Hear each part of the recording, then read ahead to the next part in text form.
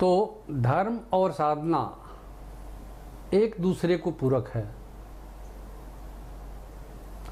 कहा भी गया है धर्मो रक्षति रक्षितः, धर्म की रक्षा करने वाले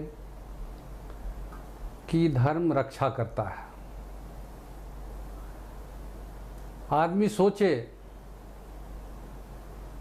कि मैं धर्म मेरी मदद करे लेकिन धार्मिक नहीं है,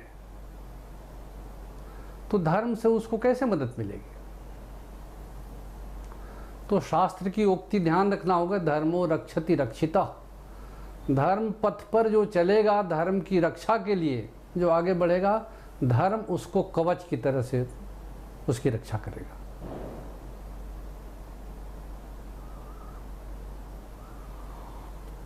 तो धर्म और साधना दोनों एक दूसरे की सहायक है। धर्म के बगैर साधना नहीं हो सकती और साधना के बगैर धर्म का आचरण नहीं हो सकता। इस सत्य को हमको ध्यान में रखना पड़ेगा और आगे बढ़ना होगा। धर्म और साधना दोनों हमको अहंकार शून्य करेंगे, क्योंकि हमारे और परमात्मा के बीच एक दूरी बनी रह जाती है, वो है अहंकार की, हमारा मैपन। इस ठीक मैपन के पर्दे के पीछे परमात्मा का वास है, और वो उसी प्रकार से है जैसे हम छतरी लगा के घूम रहे हैं और परमात्मा की ओर से आनंद की वर्षा हो रही है, तो उस वर्षा में भीगेंगे कैसे? जब तक भीगते नहीं हैं वर्षा का आनंद नहीं मिलेगा, परमात्मा के आनंद स्वरूप का। इसलिए कहा गया है उस छतरी में छेद कर डालो ताकि उसके द्वारा वर्षा लाभ मिले हमको, हम भीगे, उसमें आनंद से भीगे। लेकिन उस छतरी में, अहंकार रूपी छतरी में छेद करना आसान नहीं है। आदमी इसी को अपना संबल मान के बैठा है, अपना छोटापन अहंकार है। सुदामा अपने दोस्त कृष्ण से मिलने द्वारका गए हैं। सुना है कि मेरा दोस्त बहुत बड़ा हो गया है, राजा है। लेकिन सुदामा पत्नी कुछ उनके दोस्त के लिए दी है। घर में क्या था, चावल भून करके दे दिया। लेकर के गए हैं, दोस्त का ऐश्वर्य देख करके सुदामा घबरा जाते हैं। कभी सोचा नहीं था कि मेरा दोस्त सहपाठी इतना बड़ा है, दुनिया का आदमी। और भगवान कृष्ण तो सहज भाव से मिल रहे हैं अपने बाल सखा से, लेकिन देख रहे हैं कि दिल से नहीं मिल रहा है, कुछ छुपा रहा है। इसलिए कहते हैं कि भगवान कृष्ण ने उनके बगल की छुपी हुई पोटली चावल वाली छीन ली उनसे। बोला क्या लाया है मेरे लिए? तो भगवान अगर दोस्त हों तो अहंकार की पोटली छीन लेते हैं। इसलिए भगवान से किसी न किसी प्रकार का रिश्ता आवश्यक है। धार्मिक आदमी भाव की आराधना करता है, भाव की साधना करता है। भाव के बगैर अगर साधना है तो उस साधना में आकर्षण नहीं है, वो रूखा सूखा जीवन है। परमात्मा के प्रति प्रेम नहीं जगा, लेकिन परमात्मा की आराधना करते गए। ऐसा ही आदमी संकट पड़ने पर शिकायत करता है पारिवारिक संकट में कि हमने इतना जप तप किया, हमको क्या मिला? तो ये रास्ता पाने का नहीं है, तो रास्ता है देने का। धीरे धीरे साधक अपनी बुराइयों से शुरुआत करता है, अंत में अपने मैपन को भी दे डालता है। ये देने का रास्ता है, ये समर्पण का रास्ता है, छतरी में छेद करने का रास्ता है। जितनी भी तरकीब अपनाता है, गुरु के द्वारा हुआ जितना भी दिया हुआ उपदेश है, उसका सहारा लेता है अपने छोटापन को, अपने मैपन को, अपनी कमियों को दूर करने का रास्ता। जो इस प्रकार से करते जाता है वही एक दिन उस परम पद को प्राप्त करता है धर्म के द्वारा। और धर्म के रास्ते पर चलने वाला साधक, उसमें कुछ लक्षण भी तो पैदा होंगे। अगर कोई पूछता है कि एक धार्मिक आदमी का क्या लक्षण है, जैसे कोई पूछता है एक पहलवान का क्या लक्षण है, हाथ पांव मजबूत होगा, मसल्स कंट्रोल होगा, उसके अंदर ताकत होगी, तभी तो उसको पहलवान कहेंगे। किसी विद्वान की क्या पहचान है कि उसको उस विषय में वो पारंगत हो।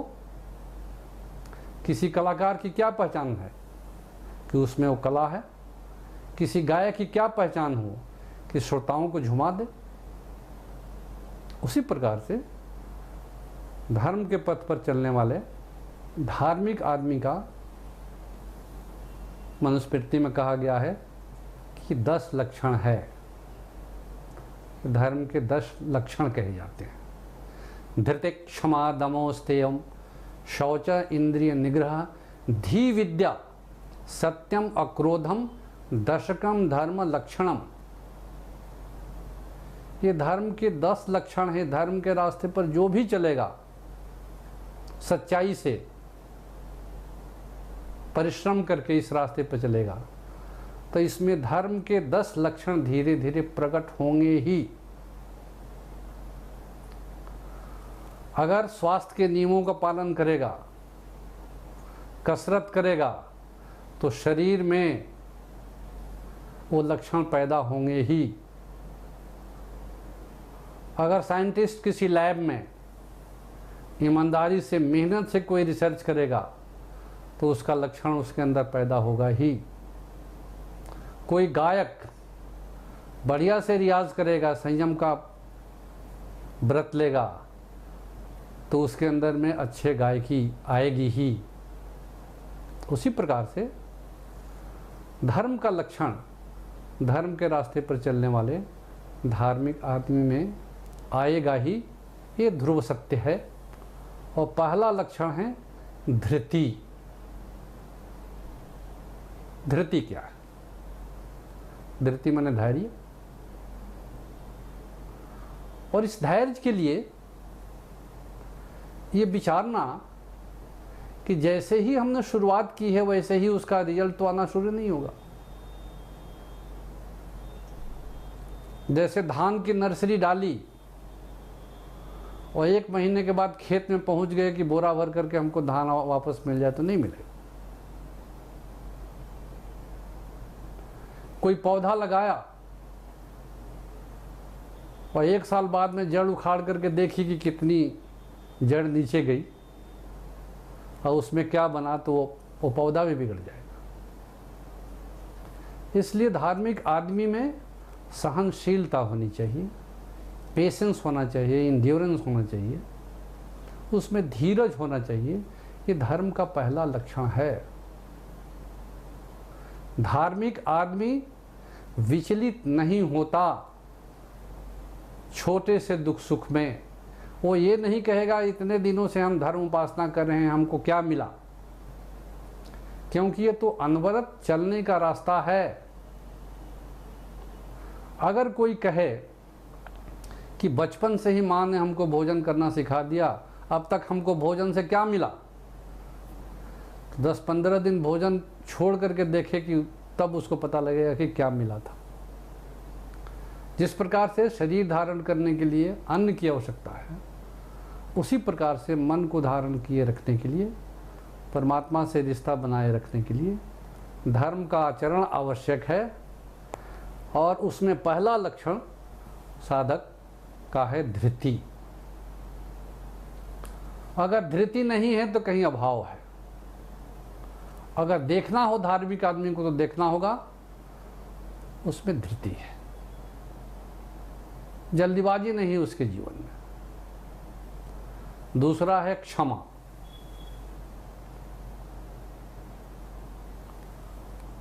हम जानते हैं कि हर एक्शन का रिएक्शन है।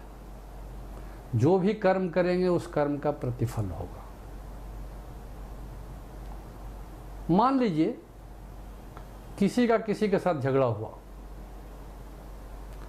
तो एक स्टेज में तो उसका अंत होना चाहिए।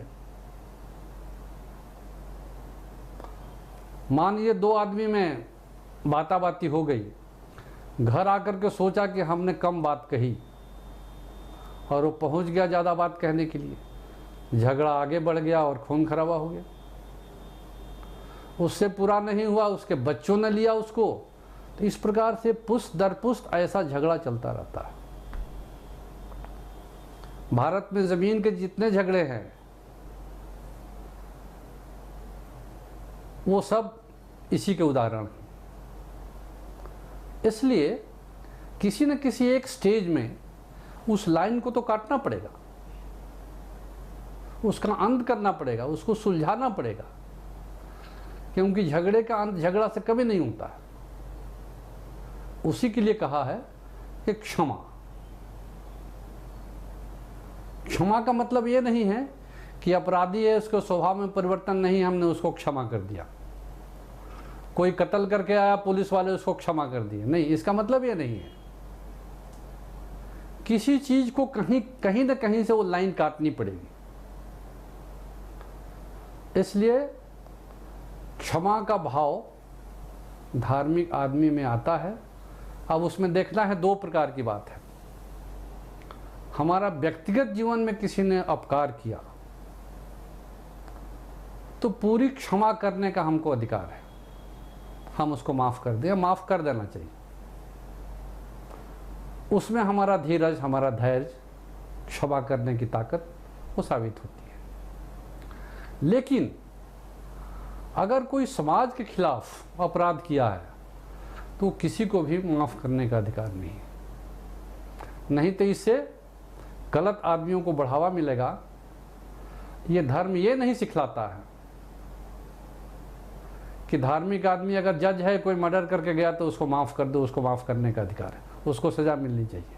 चोरी करके आया है उसको माफ कर दो, नहीं, उसको सजा मिलनी चाहिए। लेकिन अगर हमारे व्यक्तिगत जीवन में किसी ने हमारा कोई नुकसान किया है तो हमको अधिकार है माफ करने का, हमको कोशिश करना चाहिए माफ कर दूं। और अगले को रियलाइजेशन अगर है, व्यक्तिगत प्रेम बढ़ेगा और हमको भी अगर किसी को हमने माफ किया तो हमको उत्साह होगा कि हमको मौका था, हमने ये चीज किसी को दिया।